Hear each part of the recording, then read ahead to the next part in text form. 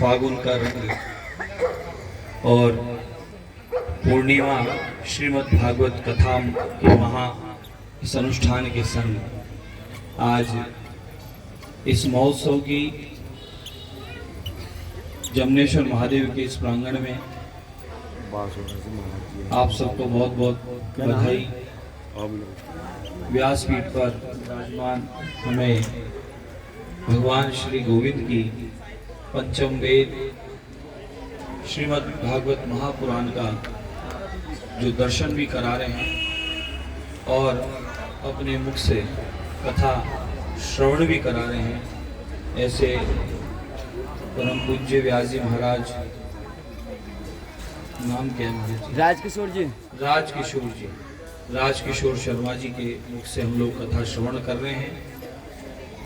इस अवसर पर व्यासपीठ को तो प्रणाम है ही है, और यहाँ स्वयं जो कथा कह रहे हैं देवादिदेव महादेव भगवान वेद व्यास जी महाराज, सुखदेव महामुनि, ये सब मिलकर यहाँ कथा हम सबको श्रवण करा रहे हैं। उनको भी कोटि कोटि प्रणाम, कोटि कोटि धन्यवाद। समस्त आयोजन परिवार को बधाई, शुभकामनाएं हैं।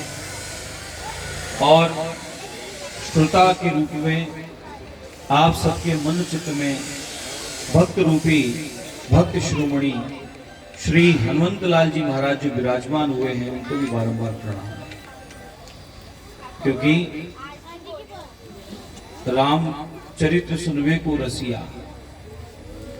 भगवान नारायण के किसी भी स्वरूप का कथा हो, भगवान नारायण की किसी भी नाम की चर्चा हो, नाम संकीर्तन हो, भगवत चर्चा कहीं भी हो, तो श्री भक्त श्रोमणी श्री हनुमंत लाल जी महाराज वही सर्वप्रथम आकर विराजमान हो जाते हैं।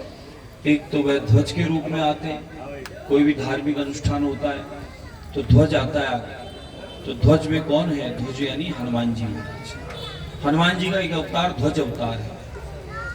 और महाभारत के युद्ध में भगवान कृष्ण के रथ पर युद्ध के प्रारंभ में अर्जुन जी महाराज के आवाहन पर भगवान, और दूसरा स्वरूप हनुमान जी का है कि वे ध्वज के साथ तो आते ही आते हैं, लेकिन सत्संग कथा जहाँ होती है वहाँ भक्तों के भी मन चित्त में भक्त श्रोमणी श्री हनुमान जी महाराज विराजमान हो जाते हैं और वही कथा का श्रवण और दर्शन कराते हैं। दर्शन इसलिए बोलता हूँ कि जब भगवान का पंचम वेद है, वांग्मय स्वरूप है,